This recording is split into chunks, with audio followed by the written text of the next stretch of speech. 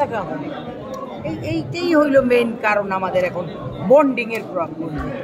আর আগের মতো যদি রেগুলার কাজ হতো তাহলে কিন্তু ওদের সাথে আমাদের বন্ডিংটা ঠিকই থাকে। আপনি নানি হিসাবে বেশ জনপ্রিয় সবার কাছে, সরাসরি নানি হিসাবে হচ্ছে। আমার তো শুনে আপনার ব্যক্তিগতভাবে আপনার নাতনি বা এরকম কেউ আছে কিনা, বা তার সাথে আপনার সম্পর্কটা কেউ? আমার নাতি আছে। আমার নাতি তো আমাকে ছাড়া কিছু বুঝে না, তার প্রত্যেক দিন আমাকে একবার দেখতে হবে। এইরকম নাতিদের সাথে সম্পূর্ণ তারা আমাকে খুব পছন্দ করে। তারা বলবে মানে শোনা আসলে এক একজন, আমার 2 মেয়েরই বাচ্চা আছে, 2জনেরই আমার 3টা নাতি আর 1টা নাতি, 2 বড় মেয়ের 2 ছেলে, ছোট মেয়ের 1 ছেলে।